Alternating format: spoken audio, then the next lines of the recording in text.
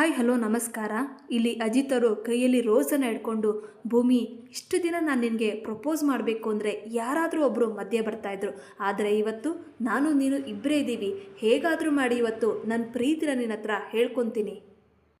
ಈ ಕಡೆ ಭೂಮಿ ಕಾಫಿ ತೋಟದಲ್ಲಿ ಕಾಫಿನ ನೋಡಿಕೊಂಡು ತುಂಬ ಖುಷಿ ಪಡ್ತಾ ಇದ್ದಾಳೆ. ಈಗ ಅಜಿತ್ ಅವರು ಇಲ್ಲಿಗೆ ಬರ್ತಾರೆ. ಸಾಹೇಬ್ರೆ, ಏನದು ಕೈಯಲ್ಲಿ ತೋರಿಸಿ ತೋರಿಸಿ ತೋರಿಸಿ ಅಂತ ಹೇಳಿದಾಗ ಅಜಿತ್ ಅವರು ಅಲ್ಲೋಡು ಭೂಮಿ ಅಂತ ಹೇಳಿ ಗುಲಾಬಿನ ಬಚ್ಚಿಟ್ಕೊಂಡು ಕಡಲೆಕಾಯಿ ಕೊಡ್ತಾರೆ.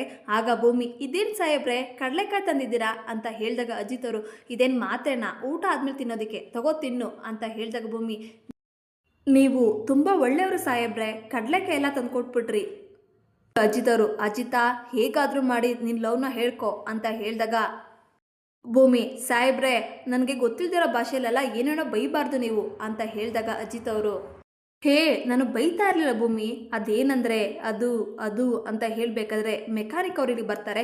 ಸರ್ ಸಾರಿ ಸರ್, ಲೇಟ್ ಆಗೋಯ್ತು ಅಂತ ಹೇಳಿದಾಗ ಭೂಮಿ, ಅಯ್ಯೋ ಮೆಕ್ಯಾನಿಕ್ ಅಣ್ಣ, ನಿನಗೋಸ್ಕರನೇ ಅವಾಗಿಂದ ಕಾಯ್ತಾ ಇದ್ದಿ, ಬಾರಣ್ಣ ಬೇಗ ಬೇಗ ಅದೇನು ಅಂತ ರಪ್ಪ ರಪ್ಪ ಅಂತ ರಿಪೇರಿ ಮಾಡಿಬಿಡು, ನಾವು ಹೋಗಬೇಕು ಅಂತ ಹೇಳಿ ಭೂಮಿ ಅಲ್ಲಿಂದ ಬಂದ್ಬಿಡ್ತಾಳೆ.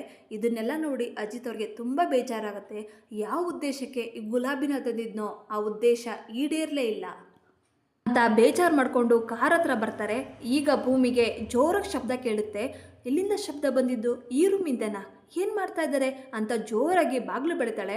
ಆಗ ಬಾಗಿಲು ಬಂದು ತೆಗಿತಾರೆ. ಏನಮ್ಮ ಅಂತ ಹೇಳಿದಾಗ ಭೂಮಿ, ಅಕ್ಕ ಒಂದು ಲೋಟ ನೀರು ಬೇಕಿತ್ತು ಅಂತ ಹೇಳಿದಾಗ ಅವರು, ಅಷ್ಟೇನಾ, ನೀರು ಬೇಕಾ, ತಂದ್ಕೊಡ್ತೀನಿ ಇಲ್ಲೇ ಇರು ಅಂತ ಹೇಳಿ ಬಾಗಿಲು ಮುಚ್ಕೊಂಡು ಒಳಗಡೆ ಹೋಗ್ತಾರೆ.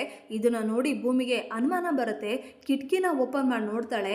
ಆದರೆ ಅಲ್ಲಿ ಭೂಮಿಗೆ ಶಾಕ್ ಆಗಿರುತ್ತೆ. ಅಲ್ಲಿ ಅಶ್ವಿನಿ ಶಾರದಾ ಅವ್ರಿಗೆ ಬಲವಂತವಾಗಿ ಅಮ್ಮ ಊಟ ಮಾಡಮ್ಮ ಅಂತ ಊಟ ಮಾಡಿಸ್ತಾ ಇರ್ತಾಳೆ. ಆದರೆ ಶಾರದಾ ಅವರು ಭಯದಿಂದ ಊಟ ಮಾಡ್ತಾ ಇರೋದಿಲ್ಲ. ಇದನ್ನು ನೋಡಿ ಭೂಮಿ ಶಾಕ್ ಆಗ್ತಾಳೆ. ಇಲ್ಲಿಗೆ ಈ ಸಂಚಿಕೆ ಮುಕ್ತಾಯಗೊಳ್ಳುತ್ತೆ. ದಯವಿಟ್ಟು ನಿಮ್ಮ ಮನಸ್ಸುಗಳನ್ನು ಕಮೆಂಟ್ ಮಾಡಿ. Thank you.